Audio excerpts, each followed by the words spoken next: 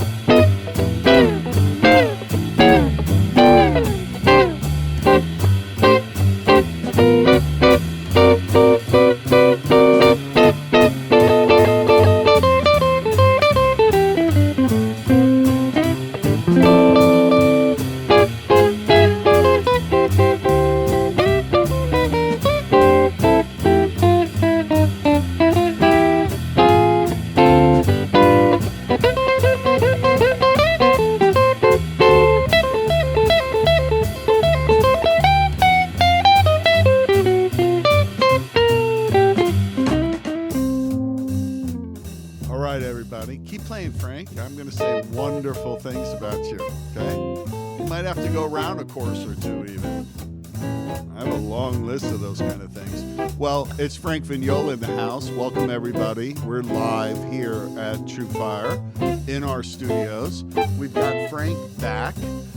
We should have a studio chair with his name on it. We've done a lot of stuff together, and we've been working together for a very long time.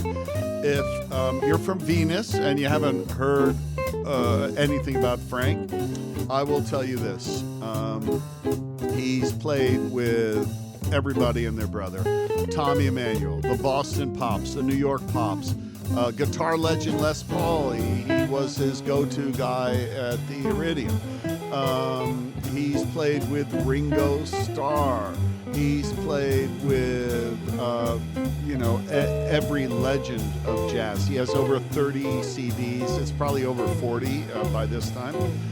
He's done DVDs. He's written almost 20 books over the years for Mel Day. And I think we're at about 22 TrueFire courses. But I have to read you a few quotes about Frank. I love this one. There is little in this world so awe-inspiring as witnessing total mastery of a musical instrument, like seeing Yo-Yo Ma play the cello or Placido Domingo belt out an aria. Sometimes the performer's perfection can elevate a piece of music to heights beyond the realm of imagination. By all accounts, Frank Vignola conjures just that sort of magic with his acoustic guitar. That's from Intermission magazine. The Washington Post, Vignola, who possesses jaw-dropping technique, wears his influences on the tip of his pick. The accolades, the quotes from peers, from listening audience, from critics. Everybody loves Frank Vignola, but nobody loves him more than his friends here at TrueFire. How you doing, man? Doing great. Good. What an introduction. Keep going. Keep going, good. man. No, man. You know more about me than I do, Brad. It's really easy to do that. We have been working together for a long time. I can't believe it. 15, 16 years. Yeah. Your hair was longer and my hair was darker when we started. That is correct, yes. I was also a little skinnier. Yes, in fact. You had just little babies. Little babies are And now they're adult grown men. Grown men. They're in Unbelievable. college. They're doing incredible, right? I'm very happy. And, yes. you know, I've had the pleasure of, you know, watching you kind of evolve, you know, go through a lot of different kind of musical, you know, circumstances. Yeah, that's true. Played with a lot of folks. I was there. It just loved Suave Guitar Festival. Suave Guitar When you Festival. first kind of met and played with Tommy Emmanuel for the first time. First time. And That was incredible. What was that like? Well, he threw me quite a curveball, I must did say. Indeed. Because he said, come on, mate, let's play Nuage Uh-huh. in front of 1,000 people. I said, great. So right before we go on, he says, hey, I'm tuned down a half step, so you're going to have to play an F sharp. I said, thanks, mate. And it's on YouTube. It worked out okay. It did. It worked out okay. But that was, then afterwards he told me, that's how I test you. You're a real professional, he told me. And then he took me on the road all over the world. I know. And we're very dear friends to this day. You should absolutely. There's a ton of video from all those Suave Guitar Festival Just concerts. What great And time. the thing about Tommy is he's very generous player, but when he senses he's got another really top caliber player there, he'll push you. He puts on the game face, no doubt about He it. really does. And, you know, I mean, you have a great reputation as being, you know, one of the gypsy jazz masters. So, you know, that was part of his thing there, you know. And he called you up. Sorry? It's all in good spirit, though. Oh, yeah. He doesn't do it, you know, to No, try maliciously. to embarrass you, or I mean, it's all in good spirit to bring out the best. He absolutely. In you. He's very generous that way, and he would have not done that if he didn't know that you could rise to the occasion, you know? Correct. And, you know, in his defense, he was getting that Kalamazoo guitar at the time That's right. in shape, so you tune it up slowly to 440 and let all the wood settle. Well, So that that's was- why he was a half step lower. It was phenomenal, and all of the other performances together, and that led to you doing a lot of touring with Tommy, and a lot of touring on your own throughout Europe.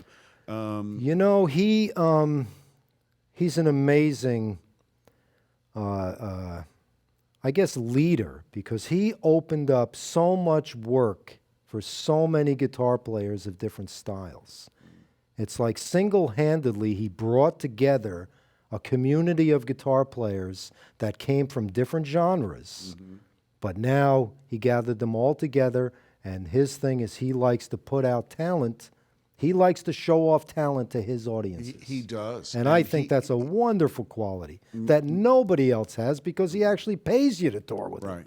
He's Usually you like pay to warm the up godfather of guitar, you know, in many ways. In many ways, yes. And he, you And know, what a nice he's man, not, too. And he's not afraid to put out, you know, incredible players. You know, we know that, artists that don't want an opening act or another act on the stage that are, you That know what could I mean? be, but yeah, right. He's not that way. No, he's not that way. You know, and Actually, you'd be hard pressed to find anybody that would, you know, take him on? What do you, exactly. no, there's no chance. no, No whatever it chance. is. He's got a lot of tricks up his sleeve.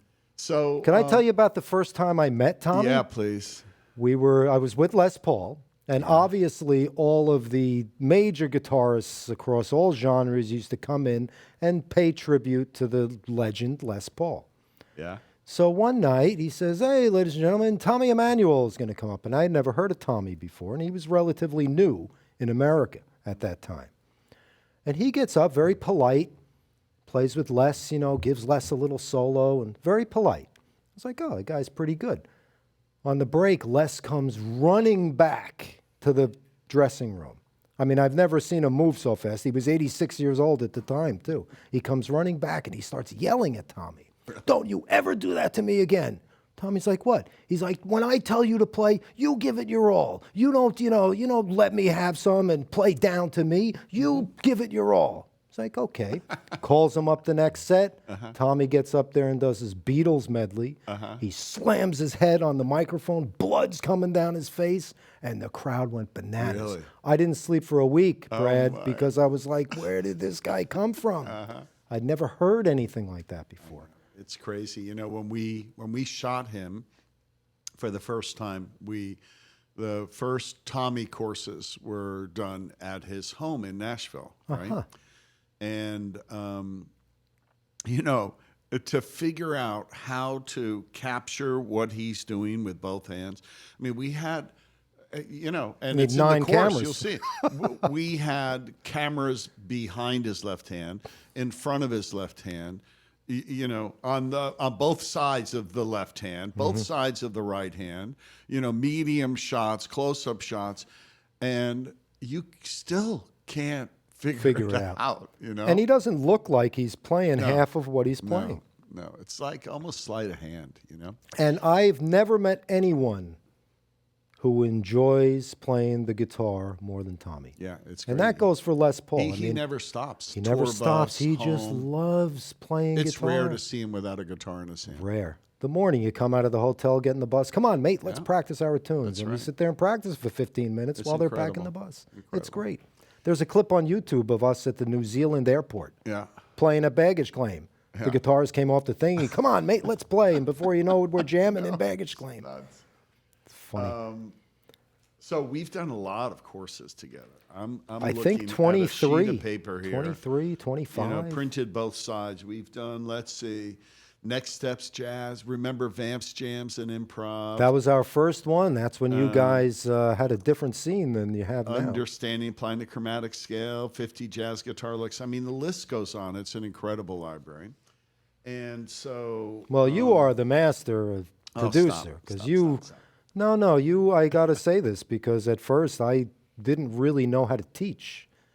And just through your producing of me teaching guitar, I learned a lot of how to teach, how much patience it takes. That's very, very flattering. The level of how you have to, you know, really play things slowly so people get it. Because what I understand, you know, you may not understand. What comes easy to me isn't going to come easy to... Well, I'll say this.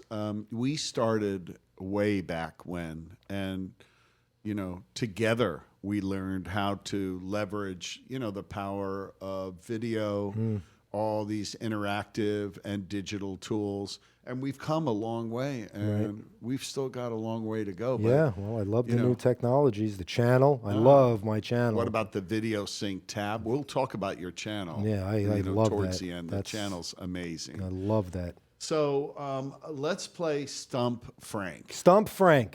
Who's Frank? I'm going to call out a chorus, and we're going to play a track from it, and you have to jump on this thing. Okay. If you can remember way back when. One of my favorite courses of all time was Jazz Up Your Blues. Remember that one? I do. Not going to say any more. We're going to roll a track from the course. Let's see what you do with it. Okay. Tommy, you got that track? 1, 2, 1, 2, 3.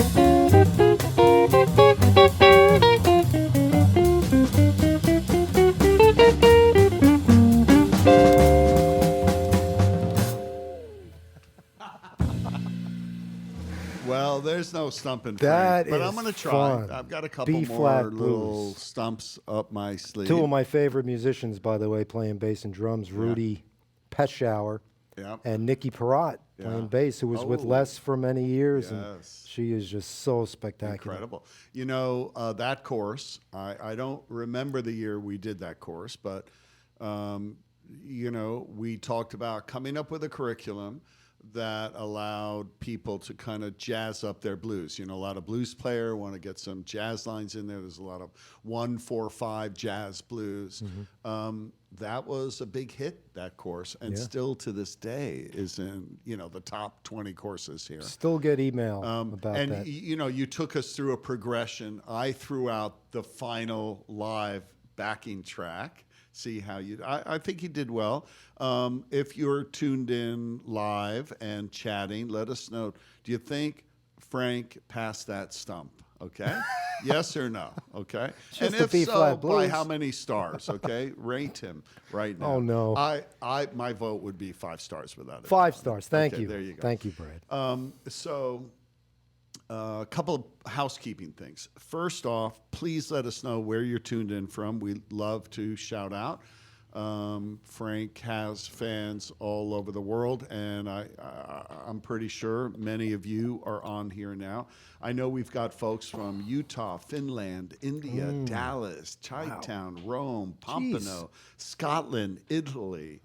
You have a lot of fans in Italy. I love man. Italy. It's the best. Seven Oaks, the UK, Atlanta, Hungary, Queensland. God, Really? Is it? That's amazing. What time is it in Queensland? Is that 5 a.m. in the morning? Yeah, must be going to work Jeez. soon. Templeton, California, Colorado, San Diego, Russia, San Pedro. That's incredible. Windhoek, I think. Namibia. You think this internet thing's going to take off soon or what? Idaho, Red Lodge, Montana. Let us know where you're from, and you know, Frank will shout out to you. Shout out to all those Please, folks right come now. on, folks. The world is at our fingertips. It's amazing. Incredible. I love it. Every time we do this, you know, and I'm like a broken record, but you know, whatever. The community of music lovers and guitar players in particular. Yes.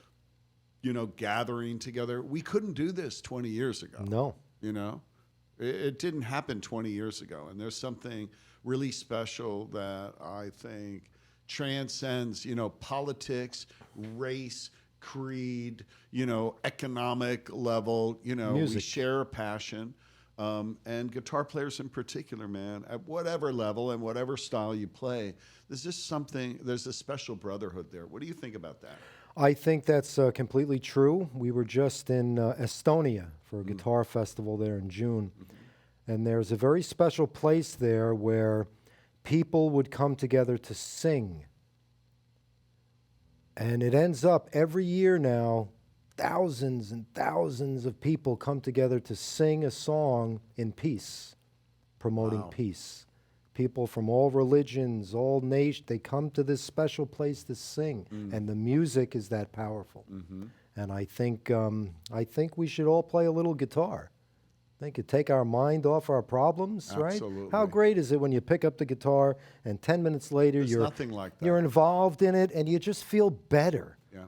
You just feel better. You know, we get emails from players, you know, all over the world of all ages and of all styles. And, you know, we forget that there are parts of the world that are oppressed, they're starving, there are serious restrictions on what they can or cannot do. And, you know, music is a very important part of their life, you know, like, you know, a ray of sunshine. And, Right. you know, there's a real purpose to what you do, what we do together that, you know, makes you feel really good. You know, It does. I mean, you know, as far as performing, my goal as a performer is to have the people who come to the concert feel better leaving than when they walked in. My job as a performer isn't to show off, isn't to say, hey, look what I can do. It's about making people feel good through songs. Yeah. Especially the songs I love to play. I know. That people know. I mean, there's Yeah. nothing better than seeing a couple of the audience members singing along or tapping their Yeah. foot. Then at the end of a show, they're all happy. They're like smiling. Yeah. That makes me feel good. Yeah, and you know, you in particular, you know, you go to a quote jazz concert. It can be pretty serious and heavy, and cats in sunglasses, and they might not talk a lot. And there's nothing. I'm not putting that Yeah, down. nothing wrong with that. And the music is always great. Right. But you take a different approach. You know, you do things on stage that you can't help but to smile. The music is fabulous. The show is entertaining. And, you know, everybody walks out smiling. It's a special thing you do. Where'd you learn how to do that? Les Paul, no doubt, and Bucky Pizzarelli. Yeah. You know, I mean, when I first started, well, I've known Les for many, many years, since I was a teenager, actually. But I started working with him in his band in the year 2000. And he always used to ask me the same question. How are you going to relate to people who don't play jazz guitar? And I always thought that was a fascinating question because, yeah, how does a jazz guitar player relate to someone who's not into jazz guitar? Through songs, through humor. I still, to this day, on a show, in the middle of a song, if someone's about to take a picture, I'll stop, and the whole band poses for the picture. Yeah. And people love it. Yeah, they do. Les Paul, every week he used to do that. Yeah. The other thing I learned from Les was how important the audience is. So every week he would sign autographs after the second show. So we're talking 12:30 in the morning. Second show would end. There would be 100 people lined up to get autographs. He would spend till 3 o'clock in the morning talking to every one of those people as if they were his best friend. And that, to me, was such a lesson on how important the audience is, whether there's 3 people in the audience or 1,000. It's like it's so important that you communicate with them on a real level, a real human level, not artist, you know. Some artists, they won't even, you know, say hello to you, but not Les said hello to everybody, and that was a great lesson for Well, me. it's, you know, incredible that you're taking that and passing that on, you know, practicing it and passing it on to the next generation. You know, it's a really important lesson. It's obviously been a big thing in your career. People love you, man. They love you. You know what I enjoy even more than the performing, though, is the teaching. Yeah. me I've too. really grown to love teaching someone something, whether it's a beginner and they first get that G major 7th chord, and the look on their face is like, wow, listen to that. Nothing better than that Yeah. feeling. You are quite the teacher, too. Well, I owe it all to you. Stop. I know. Hey, we're going to talk about We're going to do some more stumps, but let's talk about a couple of the courses we're going to do. But Okay. before that, just a little bit of housekeeping, okay? One is we have a trivia question today. It's worth $100 gift card. Really? Yes. Can I answer it? I don't know if you'd be able, if you remember this, okay? It's so random, okay? But if you answer this question, there's a link here, and I think Zach will post that link again. There it is. Do not post the answer if you know it here in the chat, because then you're going to give it away to everybody else. That's going to lower your odds of winning, okay? The question is, at what age did Frank win the Grand National Banjo Championship of Canada? Go at figure. What age? Okay. 107. Click that link, answer it there. At the end of this broadcast, we'll pick a winner. We'll give you a $100 gift card. The other thing I need to tell you is that elsewhere in the chat thread, you'll find a promo code. I believe I think it's Frank Live. It's worth, let me get it. Hold on. It's worth a lot of money off anything in Frank's massive library. Okay. Yep. You can save 25%. The code is Frank Live. There's a link there. Go pick up Jazz Up Your Blues. Go Great. pick up The Next kids need new Steps. shoes Go too, pick so up- good time to buy. Exactly. So take advantage of that, and you'll be able to pre-order the 2 courses we're going to talk about today. And the last little bit of housekeeping is, do you see that little thumbs up right under the video? A great way to show your love for Frank and help spread that love is just click that thumbs up button right there, that thumbs up. And if we can get to 100 thumbs up in this broadcast, I will force Frank. I'll force him to play yet another tune for us, okay? It's easy as that. Thought you were going to force me back into the Banjo Canadian Championship world. No, I actually do have a banjo in the house. Now, that might stump you, okay? That But will I stump wouldn't me. do that to you. It's been a long time. All right, let's talk about the courses. One of your other top-ranked course was 1, 2, 3 chord melody, which A lot was, of people are interested in a chord really melody. good beginner's introduction to chord melody. You've sold thousands of them. It still sells to this day. And we said, hey, Frank, why don't you come back and give us something, a couple of, let's shift it into gear now. Next steps, really. So you came up with the Chord Melody Playbook and actually reveal and present your system of learning how to play chord melody, right? So just give us a really short rundown on what the system is that you present in the course. Okay. And then, share a couple of the kind of chord melodies that we learn in this course. Okay, so we take 5 chord melody arrangements. We start, obviously, if you're going to play chord melody, you have to know the melody and you have to know the chords. So that's where we start, just going over the chords and over the melody with play-along tracks to really internalize the melody and the chords. Because once you have that in your head, then we could come up with, we came up with 3 levels of how to teach this. The first level, if we take the song, say, Avalon, which was one of them, is we take the root bass note and the melody. So if the melody's, right, which is the chords, G minor 7, C7, F. So we take the root bass note and the melody.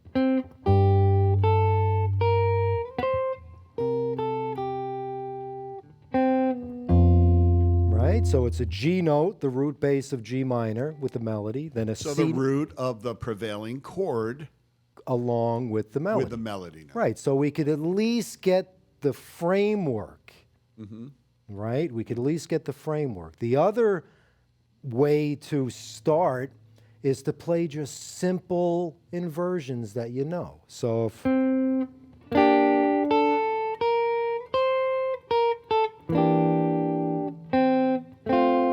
just play simple inversions just to outline the song. So you're playing the chords and the melody together of chords you're familiar with. That's level 1. Okay. Just really get the song into your being. Then level 2, we start to fill in the bass. And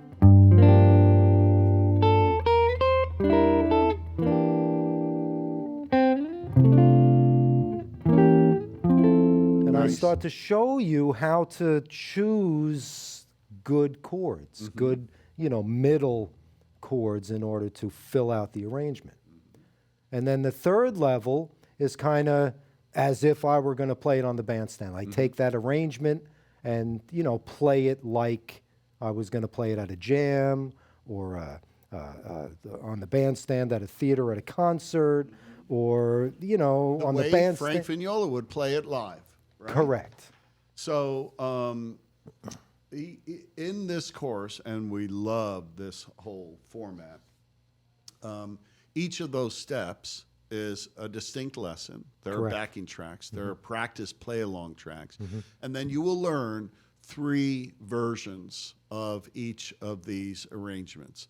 The first one, simple. The next one, a little more advanced. The third one, absolutely killer. So with backing tracks, right? No backing tracks on the chord melodies.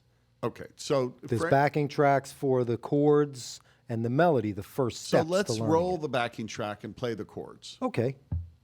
Are we going to work with Avalon? Avalon is good as any.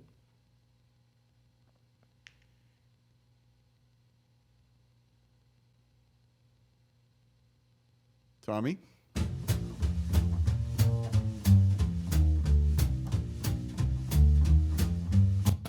No track here. This is chord melody. Okay, but don't we have a backing track for the play-alongs, the chords? Oh, okay. I guess I misunderstood that. Okay. So That was yesterday. We did No, that that's yesterday. the second course we're going to do. Oh, that's what we did. We got a metronome. Yeah. And I would just go through the chords. Okay, so just go through the chords. Forget the metronome. You want to get the metronome up too? No. Just play the chords. So I know that a big focus of your teaching with everything is, it's if you want to learn how to play jazz, you learn how to play songs. Songs. If you want to learn how to play a song, you always start with a melody. Then the next step is learning the basic chords Right. underneath it. That can go either way too, the chords or the melody first. So just run through the chords really quickly to get in people's head what's happening. Okay, kind so of harmonically. Avalon it's in the key of F, starts on the G minor 7th to a C 7th, then to an F, and then again to a C 7th, back to an F, and then to a D 7th, to a G minor, to a B flat minor, back to F, to D7, 2, 5, 1. Ba, ba, ba, ba, doo, doo, doo. This is a great way, by the way, to learn a song, whether it's chord melody or just learning a song, is to be able to play the song chords and sing the melody. Now, I don't have a great voice, but that's not the point. Ba, ba, ba, ba, ba, ba, ba, ba. Da, da, bum, bum. If you can do that, you got the song. Cool. You got the song. Now, So- the melody, Yeah.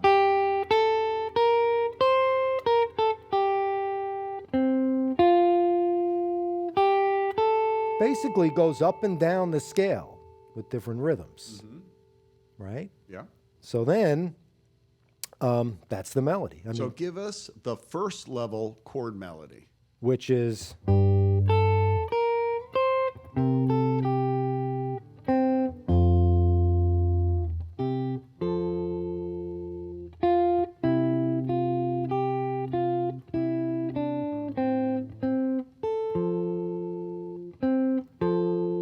Cool. Okay. Give us the second level chord melody.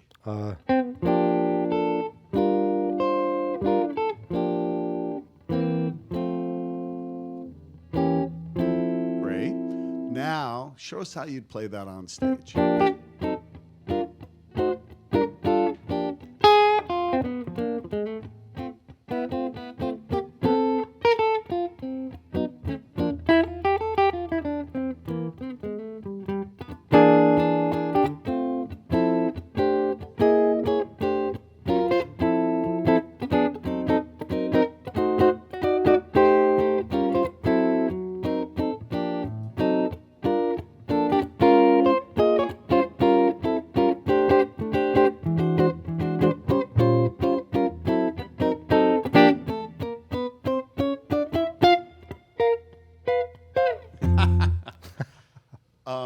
So you'll step us through what we loved about this is, certainly intermediate players can handle those first couple of levels, and that will definitely get them in the game. Beginners, people really new to chord melody, might want to start with that other course, 1, 2, 3 chord melody. Right. But this one takes you right to where we all want to get And to. level which is one that example. for beginners, I think, is a great way to learn guitar and learn chord melody, because it's great to have a good foundation is the point. That's why the 1, 2, 3 or the level ones of these, not only do you learn the chords and the melody to the song, but you get started with the chord melody. And we love that whole concept of, pretty much anybody can handle getting that bass note in there with a melody. Right. That's not that difficult to do. And even that sounds really good. And we do it out of time. There's no rush because it's important not to be rushed by the time of the song. To really focus in and make sure you're getting the right notes. Make sure you know that's the root note to the first chord, and so on and so forth. So, ready for another stump? Sure. Okay. So this is from Fake Book Volume 1, which you did the jazz standard Fake Book. Love that series. I don't know. We did that maybe a couple years ago or something like that. I'm not even going to tell you what the tune is. Do you remember how we came up with that concept? No. How did we? It was in your house after probably a meal and a long day of recording, and we were just hanging out, chatting. And you had your solar car you were building, that little thing. And you're like, hey, why don't you do like a rhythm guitar, fake book? And we just started discussing how that would work. And the next thing you know, there's a whole series on TrueFire. It is. So You've done 2 of these your fake idea. books. And, Once again, collaboration. You're too humble. It turned out to be 2 great courses. So the fake books. And I know that you're stalling, but I'm not going to tell you what the name of the tune is. You're just going to, as if on stage, somebody doesn't even call out the tune. Oh, that was Les Paul, boy. Okay. And then you got to know the key. Tommy's just going to roll a tape, You have a track for this one. Okay. Okay, good. Here we go. No idea what it is. 2, 1, 2, 3.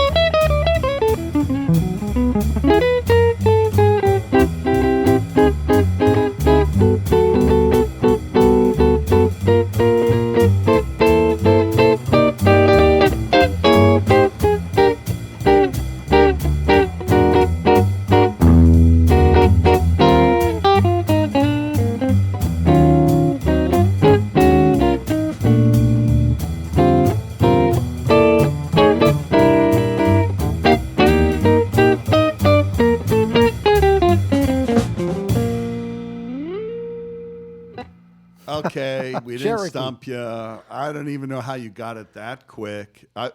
Tommy, did you tell him you were going to do? Did you give him a No, hint no, no. You before know this how I thing? knew? How? Because I know that course.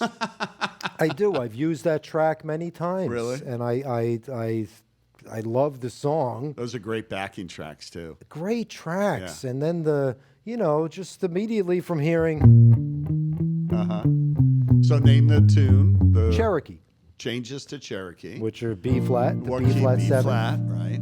to E flat, Yeah. the 4, Yeah. the 4 minor, Yeah, back to the 1, yeah. to the 2 dominant, and then a 2, 5, 1. So And these are really, it's pretty amazing because this song really kind of encompasses the whole jazz song world by using common progressions, like 1, 1, 7 to 4, 4 minor 1, 2, 5, 1, obviously. The bridge is all 2, 5, 1 in different keys. Yeah. You have your 1, 6, 2, 5 Yeah. for the turnarounds. That's great. I mean, it really is like, Yeah. it's almost And- like a little piece of every song Yeah. in Cherokee. And wait until we tell you about the second course we did this week. Which is just remember based what on- Frank just said. You're going to be blown away when you hear what we came up with for course number 2 this week. I don't want to get off the chord melody playbook. Play one more tune from there. Just play the simple version, the medium version, and the on stage. Okay. Another okay. tune we picked was I'll Be Loving You Always. That's right. Irving Let's do- Berlin. Okay, so play the simple version, a few measures. I think in this one I used triads, just to use triads. And we went out of tempo.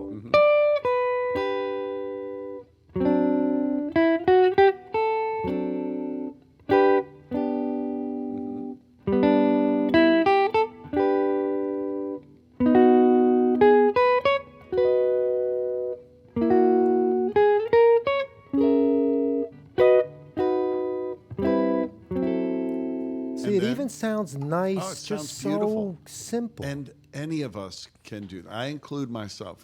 Correct. You know, like You don't have you to know, be a chord rocket melody, scientist to when play you chord hear melody. the greats like yourself play chord melody, it seems so daunting and so like I'll never learn to. And how you kind of bring us along, it's incredible. So It's a good system. I agree. ramp with that. it up. Take us to the way you'd play that on stage. So which is level 2, I started adding some Right. like major sevens.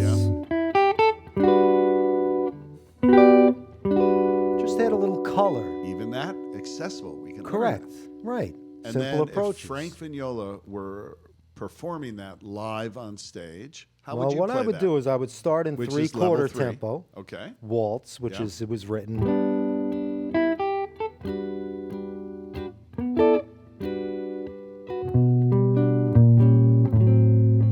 You know, that kind of lulting thing, and then at the end.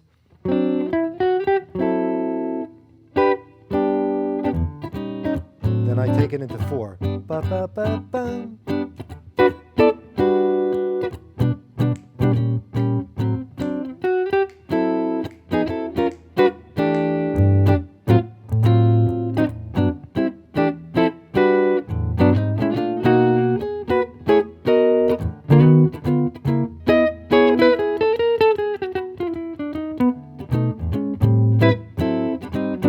Now, I got that from an Ella Fitzgerald record.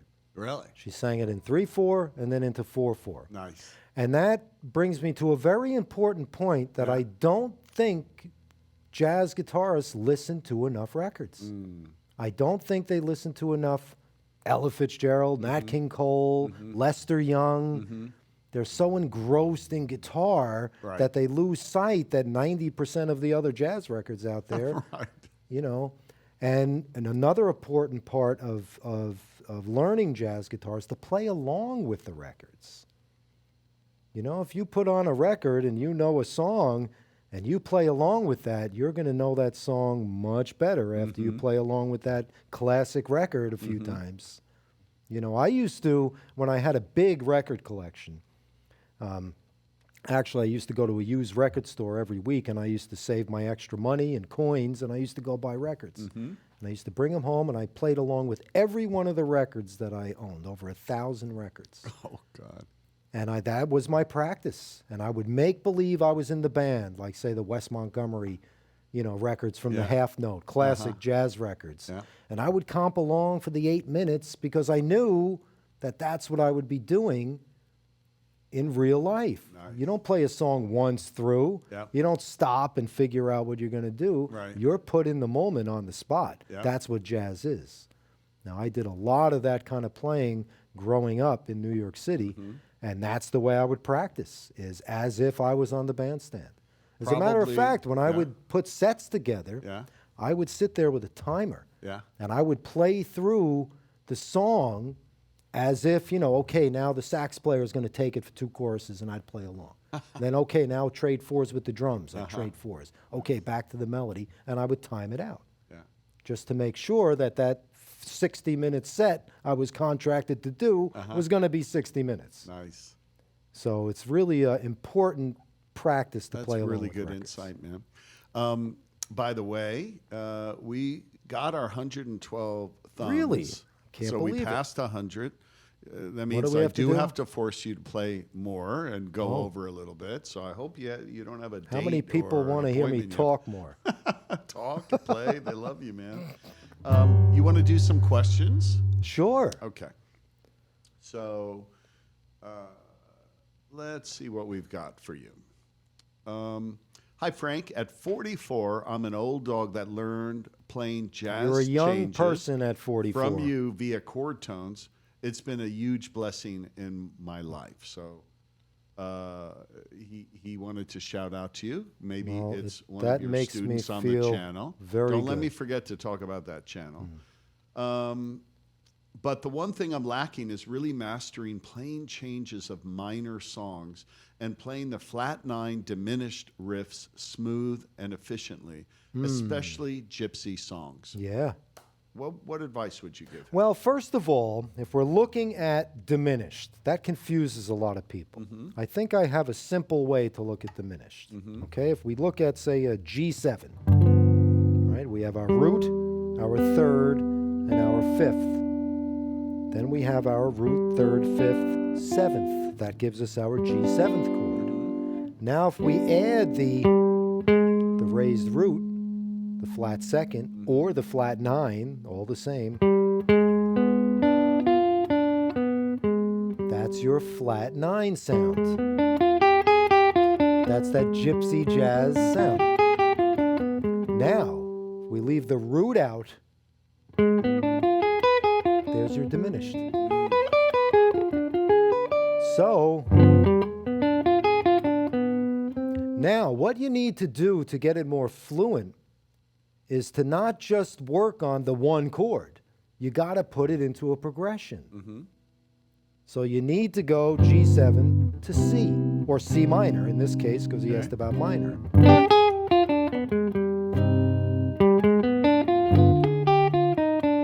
And land on chord tones. So make ideas.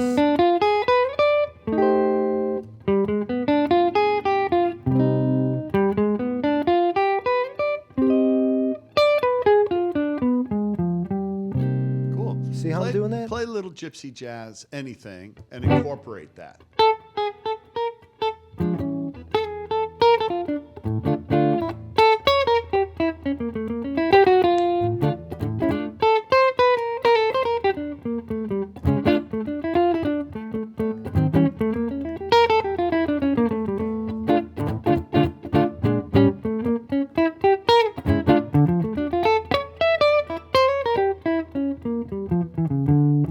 You see how I'm landing on a chord tone when I Yes. hit that D minor? Yeah. It doesn't even matter what I play on the flat 9 stuff. I could play anything. If you land on that chord tone on the next chord, Yep. either a D minor, a D, an F, or an A, Yep. you sound like you know what you're doing. Great answer, man.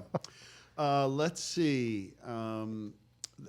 This question's from Allie, who's in France, Allie, tuned really in here at whatever time that is. unbelievable. She wants to know what your favorite TrueFire memory is and your favorite Suave memory. My favorite TrueFire memory is that first course we did, Vamps and Jams. Yeah. Because now, you know, you got all the fancy-wancy studio stuff, but back then it was like handheld camera. I remember Allie was on the floor with a camera, and we're trying to get through what I'm saying because we didn't have the teleprompters. We had and to turn the AC off. It was hot in there. because, we had the hot I lights. remember that. That was my best memory because that was like right at the advent It of really TrueFire. was, man. And to Incredible. see it grow to what it is now is just And really to watch you grow gives from me there. It's been goosebumps what a thinking of great it. journey. And Suave, what's your favorite Suave memory? wow. My favorite Suave memory is you, me, and Allie drinking Amarone at 3 o'clock in the morning after the show because Yeah. they would open up that restaurant, Yeah. eating octopus and listening to Bruce Welch and Yeah. Tommy play Shadows tunes. Unbelievable. Do you remember that? I do remember that. Yeah. Wow. Those festivals were phenomenal. They were the best. And you know, no one got paid. That's the amazing part about that festival is no one got paid for those festivals. Well, and some years yeah. he would lose his Oh, shirt, yeah. and other Pierre years he would make Paolo. money. Yeah. But he would make money, save it, and then when he would lose money, it would all break Yeah, even. he's a beautiful person. I just saw him a few months ago, Yeah. and boy, he's just so warm. He's the best. Ah. And I remember he had a guitar shop, which, you know, he had some beautiful old Yeah. instruments. And it was like right out of a James Bond movie, remember? A team of like top-notch heist professionals came in from through the London, air conditioning went to vents. Italy, came through the vents and stole his instruments. $1 million worth of Unbelievable. Stratocasters. It was like and right you out know, of James Bond. he knew who did it. And do you know, because one thing about Pier Paolo is when he was going to get him. And he eventually got him. Oh, yeah. And the guy and his son Yeah. went to jail. I mean, Isn't they could that make amazing? a movie out of that. But he is, without a doubt, One of the great Pierre producer. Paolo. If you're listening to this, we love you. Yeah, oh, We absolutely. miss those festivals. And you'll forever be in our thoughts, and we can't wait for him to do it all over again. I you don't know? think that'll happen, but we're working on something in Yeah. Elba Island for next year based on the Suave Festival. Because this guy who wants to produce a festival used to go to Suave every year. Well, And he said, hopefully "Let's try that to will get-" happen, and hopefully we can participate in that as well. Yeah, it was a lot of fun. Okay, another question. Actually, just play a little something for 2 minutes. We have to Okay. get as much playing in anything.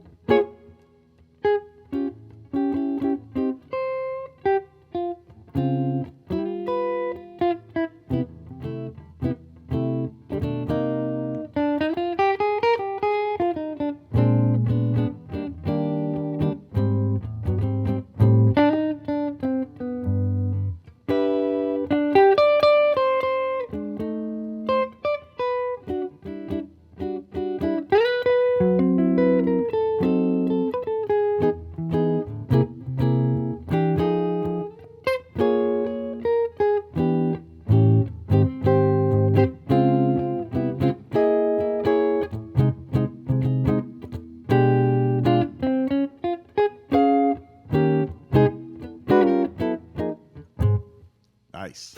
All the things you are. I know, folks, you know, love to hear what you say and love to hear what you play. So, another question. How do you remember all the songs you play, Frank? Is it just a good memory, or do you practice your repertoire regularly? You have to keep in mind that I've been playing professional guitar just about every night on a bandstand since I was 13 years old, so 40 years. Now, I know thousands of songs. I'm not saying that in an egotistical way. The way you learn songs is once you learn 100 songs, it's really pretty easy to learn songs because you get kind of the basic progressions. You start to see how the chords work. You start to hear the melodies a little better. And then what you start to realize is every song has a uniqueness. I call it the funny chord. So I try to, when I learn a song, say, okay, what's the uniqueness of the tune? The funny chord. And that's what I put into my brain. Interesting. And that's how I eventually started. But I've played these songs thousands of times Yeah. because when you play, 10 hours a day professionally, because there were times where I would do 2 and 3 gigs in a day. So I would play the same songs 3 times a day. Then I would go home and practice them. Then I would listen to them on records. So it was a constant influx of information coming to me, and then being able to play the songs in front of people. That's how you learn a song. That's great. Because even to this day, if I learn a song, it takes me a few times in public to play that song to really internalize it. It's an interesting thing that you said, and also a great segue into course number 2, which is one of the things that has become very apparent to us. We have a lot of blues and rock players who are, they're very familiar with 1-4-5 and its various iterations of blues or rock songs, right? And for them, it's very easy to, pick up on any new blues tune or a rock tune, because that 1-4-5 is going to be somewhere at the basis of that song. Then they start thinking about jazz, and it's like, oh man, there's all these different chords and all these different changes, and Just the few progressions. Exactly. And so And a funny chord. and the funny chord. So the second course we did this week is also killer. We're calling it the Jazz Comping Factory chord options, okay? And rather than just talk about the chords and chord voicings, you took it a step further, and I remember you saying, listen, let's identify the most common progressions which make up practically every single... Just right? about every. So, and then you gave us options for playing that progression. So what are some of the progressions you're going to encounter? You were talking about them in Cherokee. Let's say 2-5-1, I think, is probably the most common progression you're going to run across. Major or minor. Major or minor. Yeah. So if you have, say, the first chords to Autumn Leaves. A minor 7th, which is 2, 5, D 7th to 1, G major. Right? Now the next chords are 2-5-1 minor, which is F sharp minor to B7 to E minor. Okay, so what I tried to do was give 5 options per progression. So if you have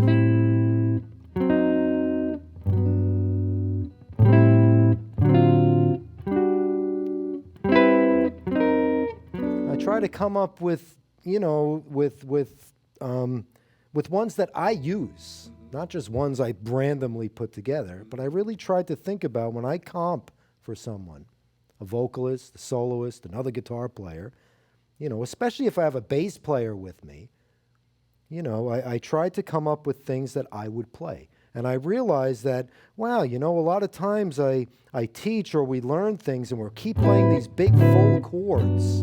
But in the playing situation on the bandstand, if you have a bass player, a drummer, a piano player, you're not going to want to be playing these big chords, or else you're going to be asked to leave. Right.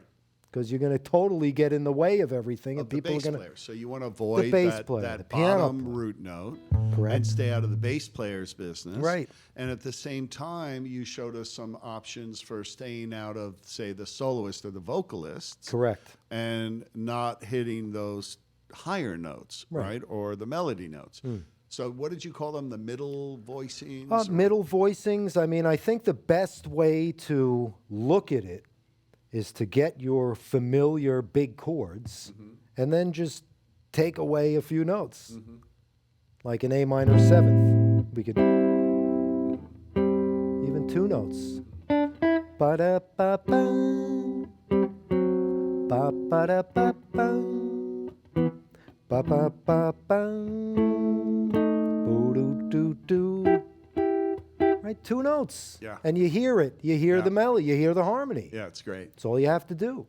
Put a little time to it, and you got it made. Now, when the bass is going,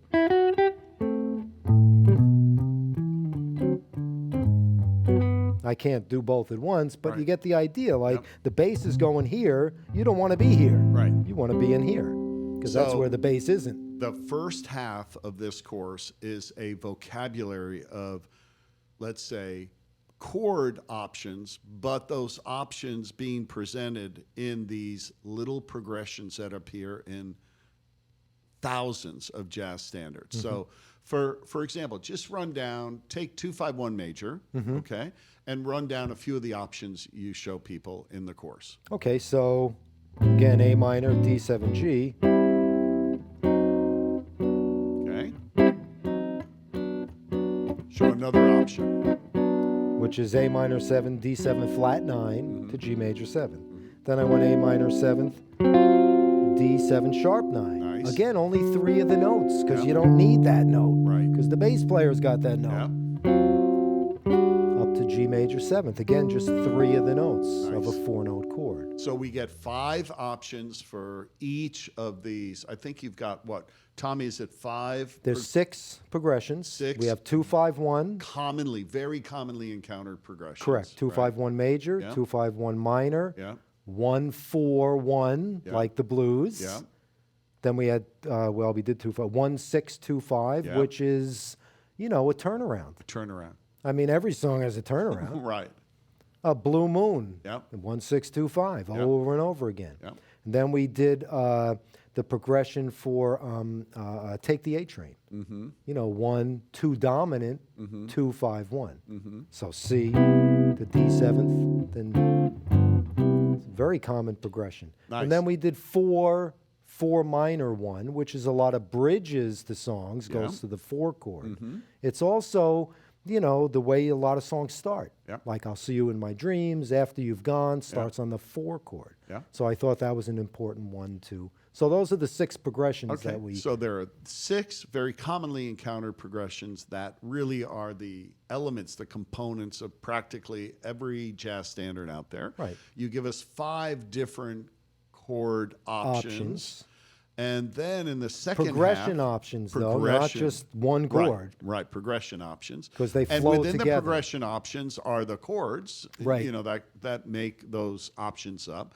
And then in the second half of the course, you apply that vocabulary Correct. over some backing tracks. So do one of those. Can you do Autumn Leaves? How about Autumn Leaves? Okay, deal. Is the backing track gonna come up or? You never know. It's You a never live know. broadcast. I want. Oh. Whoa.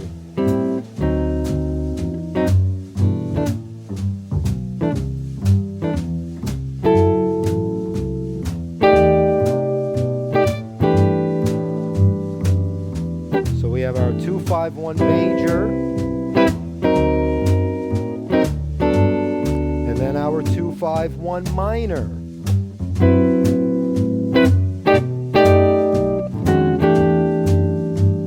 And then our 2-5-1 minor.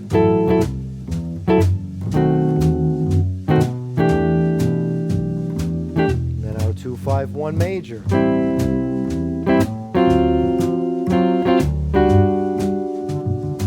And then again our 2-5-1 minor.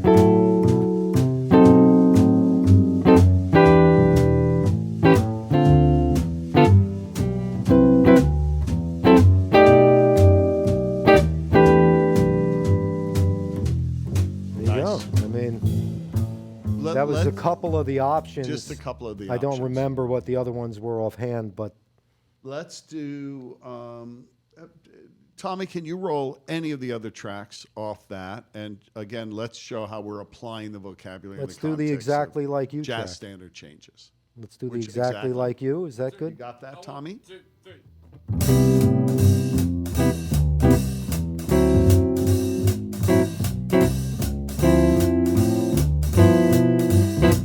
I also went over the old school style.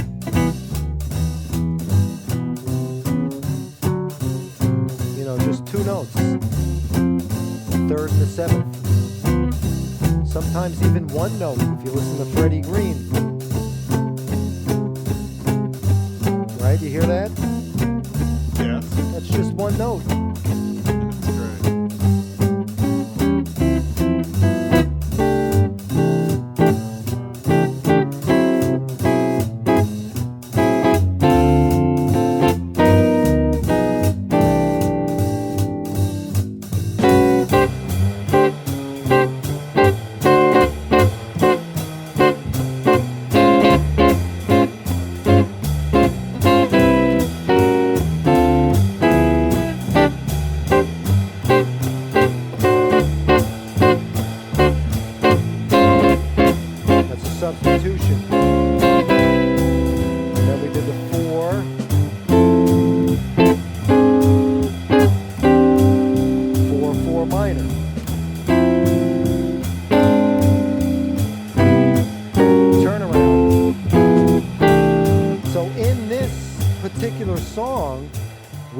we had the 1-2 dominant, 2-5-1, 4 minor, and your 1-6 2-5 turnaround.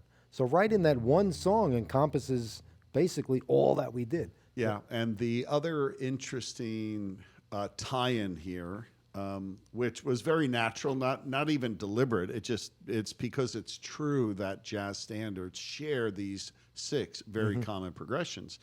Is the tunes that we demonstrate with were selected from Frank's Jazz Fake Book Volume 1 and Jazz Fake Book Volume 2, which how many 60 songs in total, 30 for each song. I mean, that's a night's worth of Absolutely. sets, right? Yeah. And so all of these chord options in this jazz comping factory course can be applied over all 60 of those tunes. So this No problem. works really well as a companion to those courses, as well as, doesn't matter, whatever jazz standard you're playing, you're going to be able to put this stuff to work.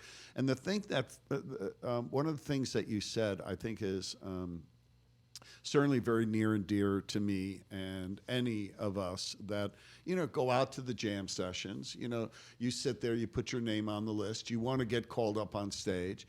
Sometimes you last about one tune while another guy is lasting, it seems like 6 or 7 songs. It's always the guy that knows how to play rhythm guitar. A little bit sparse. Stay out of the way. Sparse. Right. Support You the don't need vocalist. big chords. Exactly. Little fragments. Right. So Best way to go. This is the key to that, and I will tell you something else. I know there's probably a lot of your students online right now, but the thing about Frank, and you've noticed it here, he never dives deep into theory, harmony, modes inside of modes. Everything is like super accessible, and obviously, he's extraordinarily knowledgeable about jazz, soloing, gypsy jazz, chord melody, but he takes you there so quickly because he removes all the tedious theory and A lot of people think when you learn to play jazz, I got to learn all this theory before Right. I even start to learn a Right. song. That's right. Complete opposite. Start with songs. Yep. Pick songs you like. Pick Ellington songs. Satin Doll, Take the A Train. The more song, all the theory is right in the songs. Yeah. So you have here with Frank, an incredible library of TrueFire courses, but there's also something else that we've been collaborating on now for almost 2 years. Almost The 2 years. channel, Oh, I right? love that channel. I mean, you were literally you were the guinea pig for this, and you believed in it when a lot of folks thought, "What the heck are you guys thinking of? This is crazy." You dived right in, and there's almost 1,000 unique videos that aren't TrueFire videos I on know. that channel. So let's talk about the channel. First, let me set it up. So we have a new platform here at TrueFire that allows artists and educators to upload their own video content, organize that content any way they like, charge whatever kind of monthly subscription they want. All of those videos can have backing tracks, tab, PDF, sheet tab. music, whatever you want. Basically, we've given them a platform that allows them to build their own little mini TrueFire inside of TrueFire and communicate directly with students, including private online lessons, either onesies or Once a a month, month. or ongoing lessons. yeah. Frank's channel, which is called the Jazz Studio, and I think Zach just posted it. That link is incredible. Okay, and you're now up to how many monthly subscribers? Almost 500 now. 500 monthly, and how much Almost. does it cost? It's $10 a month. Okay, A lot of $10 people a were month. grandfathered in at $5 a Right. month, but But it's $10 a month now. How many videos do you have on that? almost 1,000. I add about 40 or 50 a month Okay. in all the categories, but Yep. also we get a lot of questions. Yep. So I have a video Q&A section Yep. where if someone asks a question like, Frank, could you show, one of the most recent ones was, hey, can you show a little bit of the Johnny Smith arrangement of Moonlight in Vermont? Right. So, I mean, for a guitar geek like me, to have that to do for the day, figure out Johnny Smith, I mean, thank you, God, is But the way I put also that. for guitar geeks like us to be able to have somebody to even ask that question of, I mean, it's, you know, I'm very excited by this because I think it's one of the things that TrueFire and, you know, the artists we're privileged to work with are pioneering here that goes way beyond, and I'm not, believe me, I'm not putting down Patreon or Instagram or YouTube or any of those other, or even self-published sites. You know, they're all good and everybody should be doing everything. But we've built a tool set in here and a way for artists to, you know, it's optimized for someone like Frank. It's optimized for musicians, optimized for an educator. And we needed to come up with a way to really connect students and fans with the artist in a way that they can say, Frank, show me this. Frank, can, you know, I'm stuck on that. So it's like here we're doing a live thing. We can't answer every question. We will try to do that. But in Frank's answer every channel, question. I answer he every answers question. every single question. And then I post the video, so now that becomes almost like the most frequently asked Yep. questions. So It's wonderful. I'm telling you this. If you dig Frank, if you're a student of jazz guitar, try it for a month. $10, okay? I guarantee you, you like 500 other people will find a hard time jumping out of this thing. And if you do, make sure you download all the sheet music, the lessons, the chord melodies. I mean, you can come out of it with 500 pages of study material. Let's do this. Anybody that is tuned in live, I'm going to put you a little bit on the spot here. Okay. Okay. If you're tuned in live and you register for his channel, even if you try it for a month for $10, okay, you can ask Frank anything to show you anything, and he will answer your question. Would you do that for these Right people? now? Well, I'm saying anybody that says, hey, I subscribed today. Okay. I'm going to give it a go. Tell me how to do whatever. Great. Absolutely. Okay. I Done live deal. for this. Okay. Okay. I'm a witness. You Do we said wait you'd do patiently? it. Okay, there you go. The channel's an extraordinary learning experience that really takes advantage of technology without allowing it, you know, to facilitate a more kind of one-on-one relationship with somebody like Frank. All right. Plus, also, I was able to come up with really good quality video. That's an, you know, I Which mean, is I got the amazing. 3-camera thing going thanks to Yeah. Tommy showing me how to do that in the final cut. Yeah, it's all done in your basement, right? Well, now in my upstairs room, I moved Whoa, rooms. elevated it. I huh? know. Did you kick out one of the kids or I something? did. I went to the garage. And then I redid the whole garage to be my studio. And Yeah. then they're like, oh, can I have that for my bedroom? So I moved rooms. But it's You've good. got to check it out. The link's there. A little more housekeeping. First of all, thank you to all 150 of you that have given Frank Wow, a that's thumbs amazing. up. Yes. 150. Great. I want to give you some more locations. People tuned in from Mexico City, Berlin, Columbus, Belmont, California, the Netherlands, Calgary, Alberta, Mississippi, Newton, Massachusetts, Michigan, Sycamore, British Columbia. I Wow. think it's Sycamore, New Zealand. New Zealand. I love New Say Zealand. hello to all your fans. I mean, I love literally New every Zealand. continent, Please, thank every you time for zone. coming in and spending a little time with us. And I really do enjoy this whole teaching thing. So please ask away.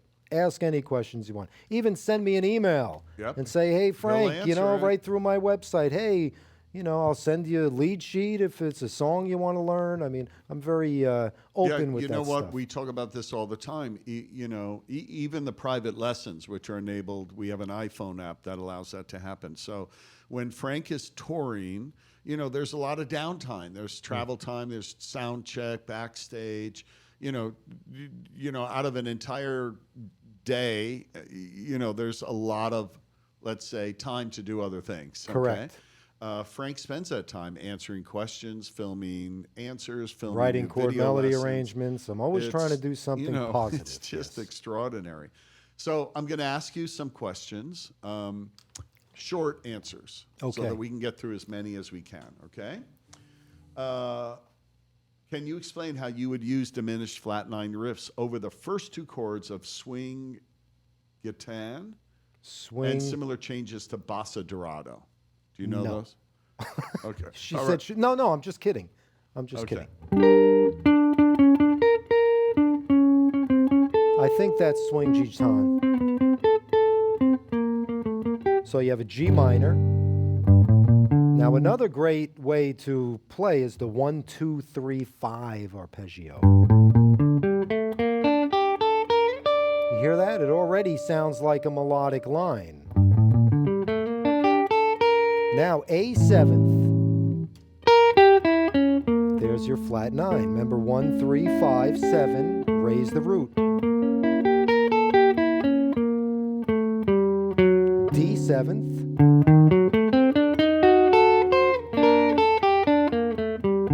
Back to the 1, 2, 3, 5.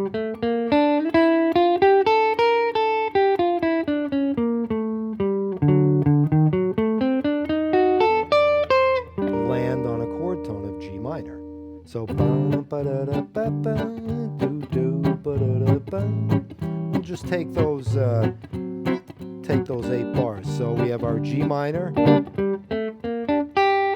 Again, that was 1, 2, 3, 5, 1. There's your A seventh, D seventh, right? Now, a big part of this is not just the notes, but rhythms. We have to get used to jazz rhythms, and that's one thing, and we really should do a course on that, because there's so many, people who know all the right notes, but then how do I phrase it? You need to know some jazz rhythms, and a great way to get Remember in Vamps and Jams, one of the first courses we did, you started getting into clave rhythms. Clave and just it's jazz always been a rhythms. big part. So put that on the list. Maybe that's next. And a great way to get started, just to finish this. I know it's supposed These to are be supposed to be short answers. I know, but we this have is lots such of a great questions. subject. Okay, go. But the maybe a good way to get started is to use the phrasing of the melody, but put your own notes. So if the phrasing's right, I can go. Right? The same phrasing, putting my own notes. It's a great way to get started learning how to, phrase jazz. Great answer. A long answer, but it was It's necessary. okay. Okay. People love you, man. Any advice on how to practice, this is from Frank Harris III.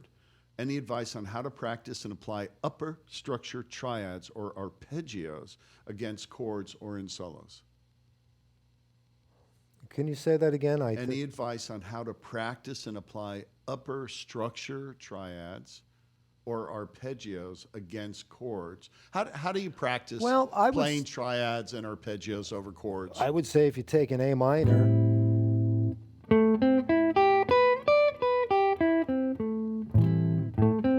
there's your 1, 3, 5. Then you have your upper extensions, your 7, your 9, and your 11. Okay, so I'll add on to this because I think I know what Frank is getting at, which is, we're all told learn your arpeggios, as in learn your chord tones, including the extensions. How do we, once we learn those, not have it sound like we're playing arpeggios? Okay? Well, very good question, and I think there's a very simple answer. In the arpeggio or chord tones, you have all these notes in between the chord tones. So start to play the notes in between the chord tones. So here's an A minor, A and C, the root and the third. To the 5th. To the 7th. So give us an example. Show us that same arpeggio with the extensions. Okay, now play some lines that use that, applying your approach. All I did was connect and then go up the arpeggio. So connecting chord tones with a chromatic Correct. line, right? Correct. And then phrasing. Again, it comes to phrasing. Show us an example.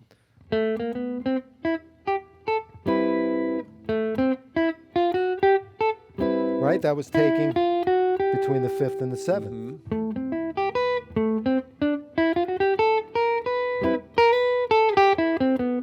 Nice. Again, adding that second really Made opens all the up. difference in makes the world. Yes, Yeah. it makes it sound like a line. Yeah.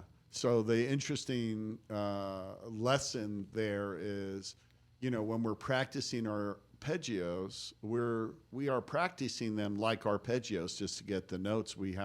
You're saying now throw in some extra notes, work on your rhythm and your timing, and don't practice them like you're running arpeggios. And Correct. Correct. And play along with records. Play along with I records. mean, really, Yeah. put on a Jim Hall record or Yeah. Django record and just play along. And then Cool. when you hear an arpeggio, you're like, hold it a second. What was that? Then slow it down and try to figure out what he was doing. Steal. You got to steal from the best. Here's from Pierre. How much time per day would you recommend someone practices when they have a full-time job and family obligations? I have a thus very limited good, time? quick answer for that. Yeah? If you can afford 15 minutes per day to dedicate to practice, at the end of a month, you're going to notice yourself going up.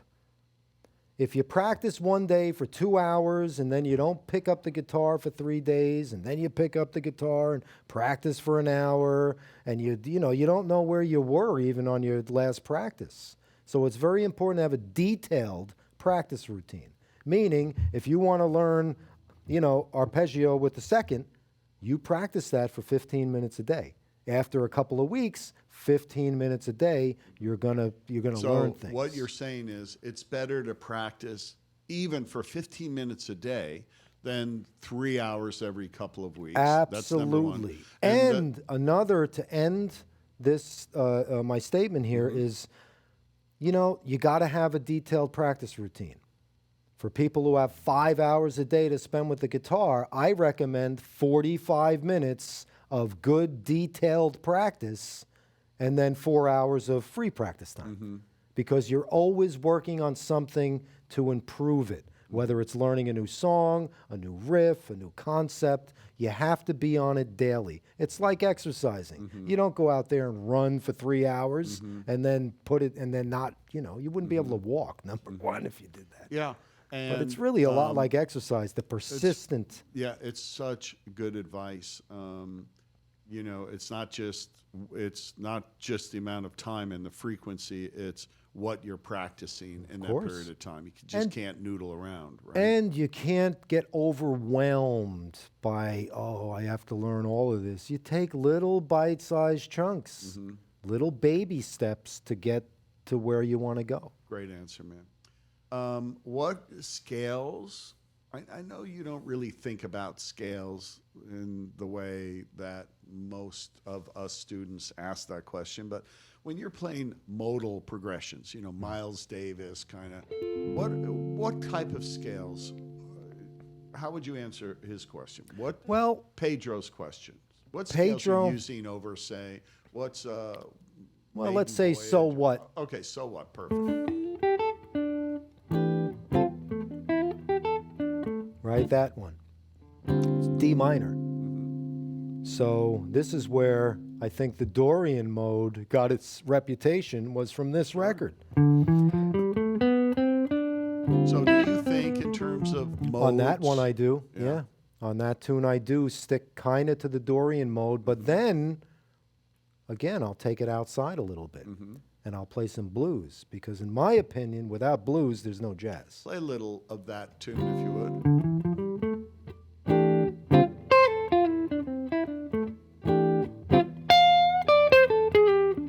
See, that was out of the mode. Yeah. Because most people don't realize that the pentatonic scale is basically the Dorian. All you're doing is adding the second Right. and the sixth. Yep. So it's really very relatable, especially on that, that D minor mode that goes on for a long time.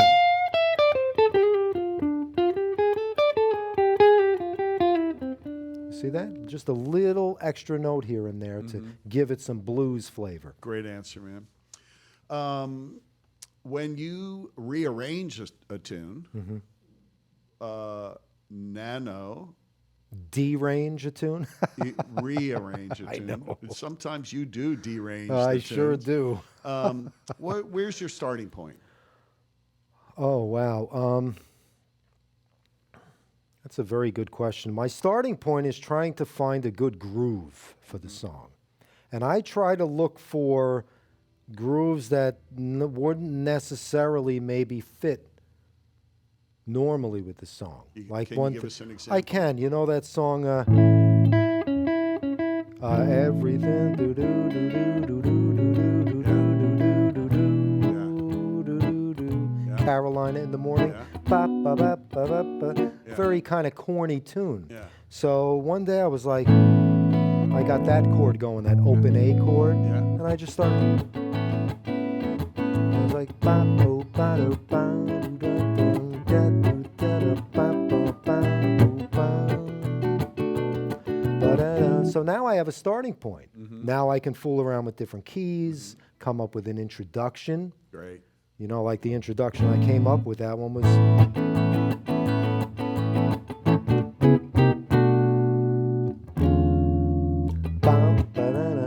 So I just came up with an introduction, put that into an interlude, and before you know it, you kind of have a little bit of an arrangement. So Great I think answer. the starting point is, what groove are you going to use? Yeah, very nice.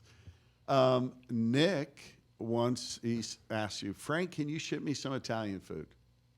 That must be Nico Pop. Is that him? No, it's Nick Petrascio. I think that's, Petrasso. yeah, he's in the channel. Can you send me some Italian? He's in the channel. Of course I'll send you Italian food. Of course he will. Who are you listening today? What guitarists today have kind of captured your attention? And there are so many great guitars, more today than ever before. Well, across I all think styles. that's the internet, the amount of information that kids can learn. Yeah. I mean, two of my favorites actually were two of my students, Jan Knudsen, who's now 18, and he just got the job in the Army Elite Jazz Band. Really? Which is, he's the youngest person to ever get that. Unbelievable. Another kid now is Henry Acker. He's 15, I think, 16. And he is just playing ridiculous. He's all over the world, playing at all these gypsy jazz festivals. And what I try to do is keep opening them up to new styles. Like, don't get locked into just gypsy jazz. You got Charlie Parker. Right. You have Jim Hall. You have all these unbelievable artists. You know, don't get locked into one style. Great advice, man. In fact, another question from Eric Bates. Have you ever Eric, taken lessons? he's another one who plays unbelievable, Really? this guy. Yes. So his question is, Frank, have you ever taken lessons from Jim Hall? And No. who have you learned from in the past? I tried to get a lesson with Jim Hall. And I was told by a friend of mine who started the new school music, Arnie Lawrence. He gave me Jim's number. He said, call him up, get a lesson. I said, great. I call him up, his wife answers. She's like, where did you get this number from? It's the first thing she said. I was like, Arnie Lawrence gave it to me. I was hoping to get a lesson with Mr. Hall. She's like, tell Arnie Lawrence never to give out this number again. Call back in April or something. And it was like, October. So unfortunately, I never got to take a lesson with Jim Hall. But I did meet him, and what a humble, nice man. My goodness. I did study with Joe Pass. Joe Pass, wow. Took a lesson from him in New York. Yeah. And What again, about a friend. Bucky? Bucky. Well, I never took a lesson from him, But you've played with him. but talk about studying with someone. The best way to learn from someone is playing with them on the bandstand. Yeah, you did some incredible stuff with him. And haven't you played with his son as well, haven't you? John, and Martin. We just started doing bass and guitar yeah. duets. Yeah. So, I mean, Bucky's the best. I mean, to me, he's one of the big role models of my life. Not only a master guitar player and dedicated to the art, but a family man, 4 children, just like myself. Awesome. And to see such a stable family and to see him leading it as a jazz guitar player, I'm like, duh, there's an idol right there. Nice man, too. I mean, he's had my whole family over for spaghetti and meatballs. Now, did you know in the day, he every Sunday used to have a jam session at his house. Tony Mottola, Les Paul, all these Jeez. unbelievable. Benny Goodman used to show up and eat spaghetti and meatballs and then jam around the table. Oh my God. George Barnes, all these legendary guitar players. Incredible. So there's just a real sense of love that comes from Bucky. Incredible. You know, and the first time I met him, again, a great lesson. It was a show with Bucky, Tal Farlow, Jimmy Bruno, Howard Alden, and myself in New Jersey at a jazz festival. And I drive up, and I'd never met Bucky before. And I'm walking up to the bandstand, and up drives up a bass player, Jack Lesberg, who was probably about 82 at the time. I see Bucky running across the field to go carry his bass amp for him. I was like, what a lesson right there. If Bucky Pizzarelli could run across a freaking field to carry this guy's amp, I can certainly do a lot more to help people. Beautiful. It was a beautiful lesson. And you do all the time, man. You're a very, very generous person. Sometimes. And you're a great family man. Frank has 4 beautiful, big sons. Boys, you know? yes. A lovely, Wow. gracious, beautiful wife. And, you know. She wasn't too gracious last night, I'll tell you that. No. Well, I know, you know, for many years you. I hope you had she's not to- listening. No, No, just kidding. she's used to you She's and the your best. humor. But you know, you were on the road hundreds of days every year, and thanks to your channel, your courses, your passion for education, you're And my able to be- ATV. Exactly. We don't want to talk about No, that. we don't. But who told you not to buy it? You. Just okay. Thank you very much. You know, you've managed to you know, be more selective about the dates, spend more time at home with your family. And again, kind of thanks to technology. You were talking yesterday about you could be at the baseball ball field watching your son play and answer a student's question from the It's bleachers on your iPhone. Unbelievable. Come on, that's just so crazy. Just like today, you know, we have, we have 357 people right now watching you, It's- asking questions right. from all over the world. you know. Fabulous. One last question, and then we have to make good. You're going to have to play one more tune for Okay, everybody. that's fine with me. They want to know why you're playing the D'Angelico. I can't wait to hear your question. I know why it is, of course, but why the D'Angelico instead of that incredible Eastman signature or the original Thorell? You know, why are you playing that here today? Well, those guitars don't have fret markers. So it's very difficult to try to see where my hands are. I mean, I'm to the point now where I put silver Sharpie dots on my Eastman to teach at home. Yeah. And people have actually written to me and said, hey, you know, can I get those dots in mine? And then I tell them, get a Sharpie and put them on. You know, when jazz players for some, I don't even know what the reason is, choose not to have fret markers, okay? A lot of jazz make, And when right. they come in here, sometimes we can convince most of them to let us put little sticky dots, you know, those Avery dots or Yeah, something on the I've done instruments. it, yeah. The guitar maker, of course, wants to vomit when they see that. Of course. But, you know, you have to be able to see it. But that D'Angelico is one of the From TrueFire's Japan. kind of collection. Love this guitar. And you started playing that years ago and love that instrument. Mm-hmm. And it's kind of like Frank's instrument here, you know.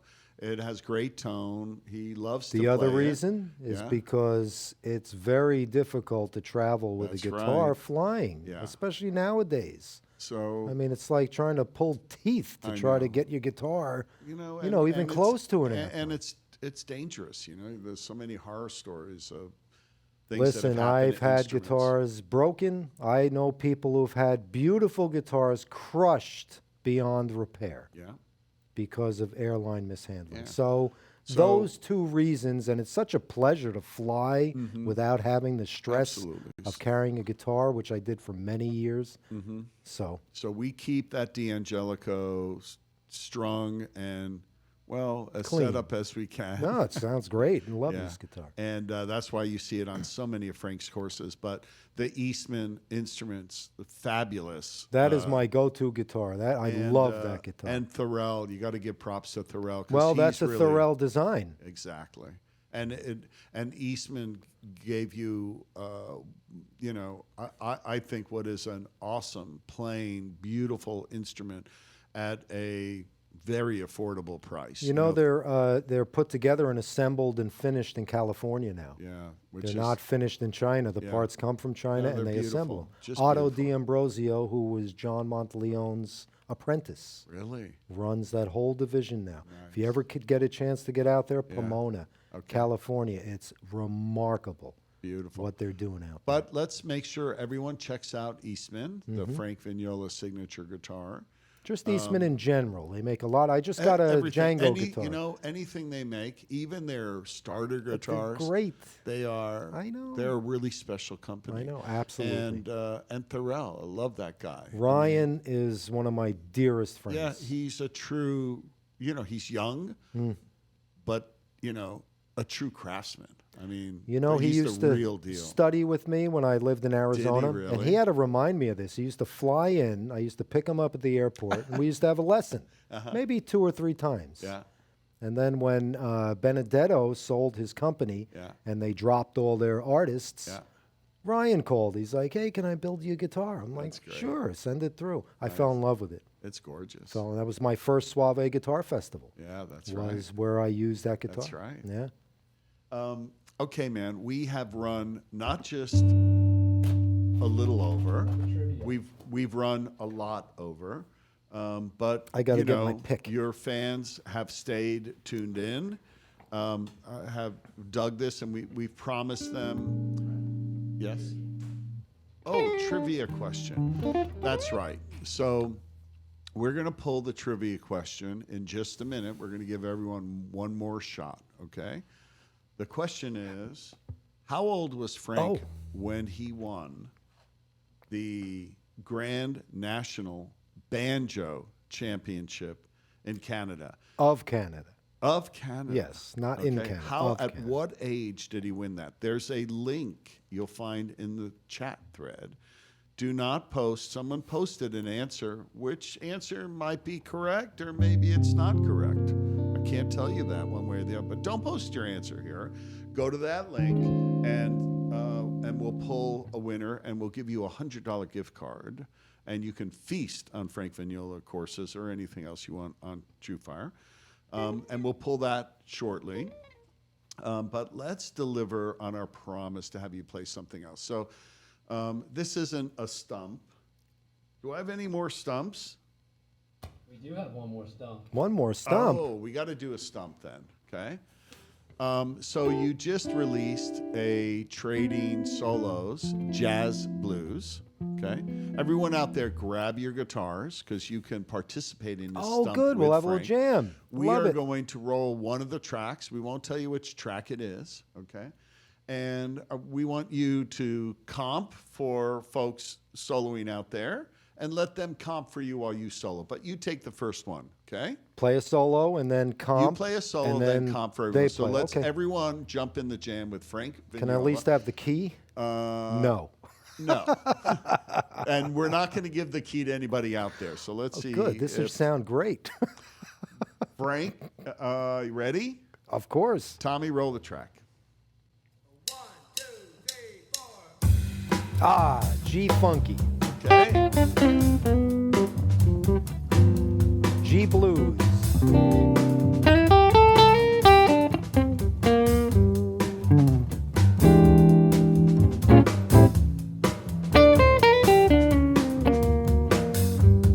Go ahead, take it.